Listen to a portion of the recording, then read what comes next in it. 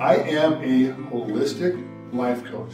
Now, what that means is, holistic is where you take three features of your life, mind, body, and spirit, and you integrate them into a common energy, and that's what creates the life that you want. Now, there's a lot of traditional life coaches out there. Well, let's not call it traditional. Let's just call them life coaches. And they have a lot of different modalities. I'm about, healing people from the inside out so they can have the life that they want. The transition, I think, for me came probably back in about 2006. I've been married for a long time, 35 years this March, to the same girl. I love her to death. But in 2006, we were going through one of our hills and valleys, because that's what marriages are about. They're about roller coasters and hills and valleys and compromise and agreements and all that stuff. And we were at a point where we're like, we need to figure some stuff out, or we got to, hang it up and do something else. So we started doing personal growth, looking into seminars, coaching with coaches, therapists, trying to find something that would speak to us based on what we believe to heal us. Because we know we were in agreement that we needed to be healed. And we actually went to a seminar here in Las Vegas called the Vision Seminar, operated by Carol Reynolds, and worked with her for several years. I learned a lot from that lady. I got my coaching certification from the Legacy Training Institute in Denver, Colorado. It was a 2-year program between 2010 and 2012. And I started working with people, couples, and people that had questions or emotions around their adoptions. Did some of that work. And now I'm working with pretty much relationships and people around their relationships with everything. And by that I mean their relationships with their significant other, their relationships with their job. It's all about relationships. That's what your life is.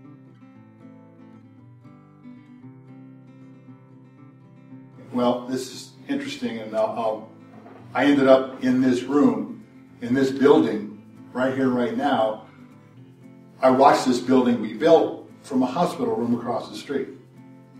In that hospital room,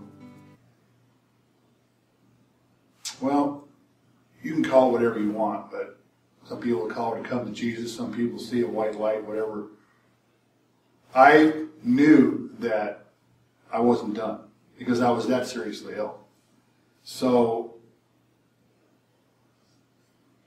at that moment, I knew I was going to get out of there. And from that point on, it was all I could think about was, how am I going to get out of here? What do I need to do? Tell the doctors, get me out of here. So as I was in recovery, sitting at home, couldn't work, couldn't walk, and I started reading everything I could about counseling, coaching, psychology, and it got me. And it just got me. I said, I have to stick with this, because I am here to heal people. I have been healed, and I need to help people heal.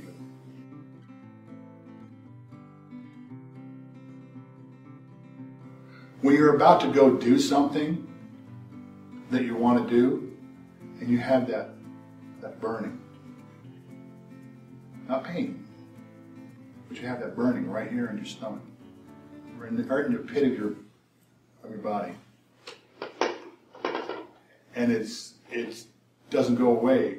It stays there throughout the whole process. Like when I do my groups on Tuesday nights, I get nervous sometimes, but mostly it's just that power.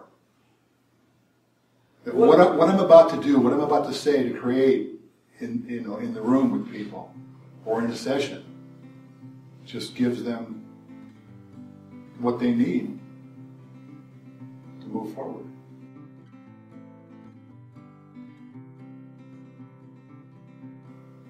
I think it's always in transition. You empty the cup, you use it up, and you fill it back up again. If it's half, it's on its way somewhere. It's on its way to being empty, or it's on its way to being filled up. But you use what's in there and you fill it up again. Because that's what life is. It's not about operating on a half tank of gas or a full tank of gas. It's about using what you were given, or using what you bought, using what you learned, use it up, get some more.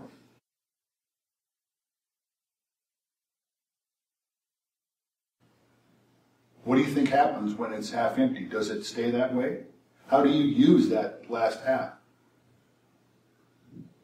When does it ever get filled up again? How do you want to do that? What do you want?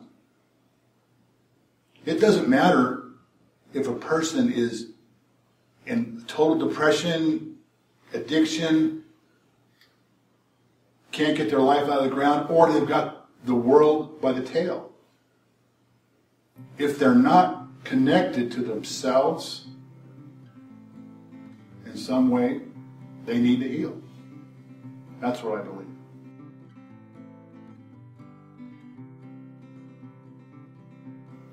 He has every opportunity to benefit from what my children have learned, what he's going to learn from his parents, who are my children, what he's going to learn from his uncles, what he's going to learn from his grandparents. That's not to say that my children didn't have that opportunity, but unfortunately we weren't connected until later in life. And that's not mean to say that we don't have more work to do. We all have work to do all the time. It's ongoing. There's no magic switch to say, okay, I've done the work, now I'm good, boom, hang it up and live my life. It's not how it works. When you decide to heal yourself, that awareness will definitely take you to the next level of your life. But then the next awareness will take you from there and there and there. So my children have done a lot of work on themselves. They've healed a lot of things, mistakes that their mother and I made when they were young. I think it happens to all of us. I don't think there's a parent out there that hasn't made some big mistakes. And that's not to say my grandson's not going to have the benefit of some of those mistakes, the learning, but he's also going to absorb some mistakes that his parents made. I think the advantage he's going to have is he's going to have a little bit leg up on figuring out what he wants.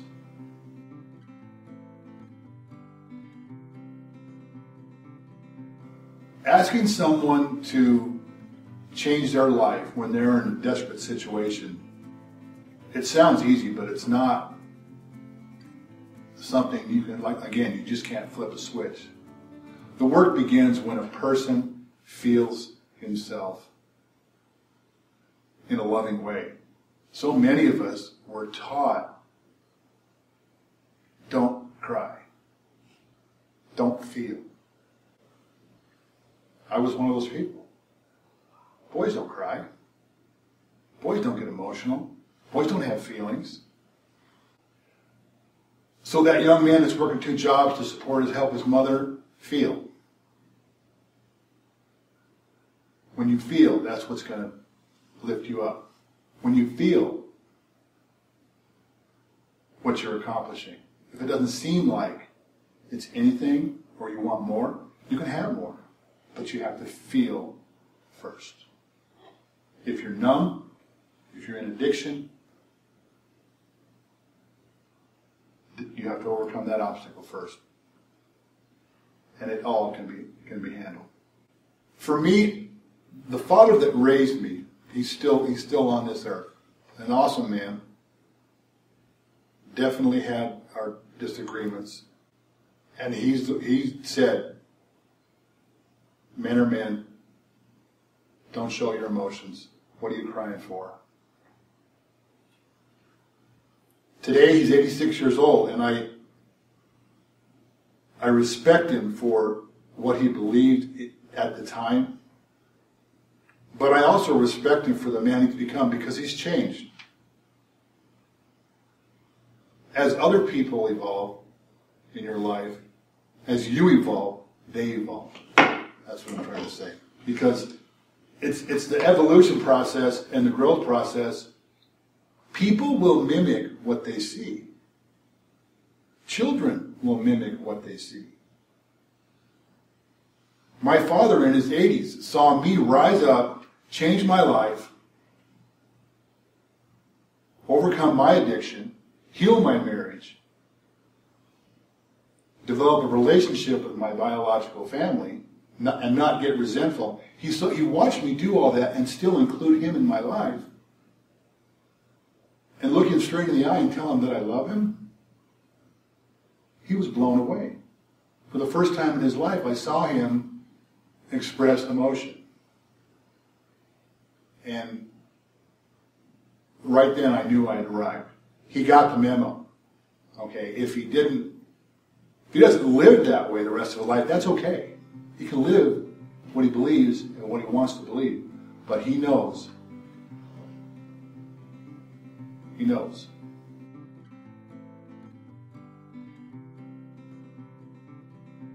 Well, I'm going to say, for me, this is for me, but everybody that I work with has been wounded at some time in their life. It doesn't matter how good of a childhood, how bad of a childhood, how awesome a marriage, how many times they've been married, once, twice. We've all been wounded in our life. Emotionally, physically, cut your finger, that's a wound. But we've all been wounded here. I've never met anyone who hasn't. And sometimes it's so severe that it runs your life. It runs your life. So for me, what I like to teach is healing those wounds from the past or yesterday, whenever they happen, is the key to getting what you want. When you're stuck, when you're lonely, when you're feeling like nobody cares, those wounds are running your life. It goes back to healing. There's nothing you can't heal. And if you think you've never been wounded, think again.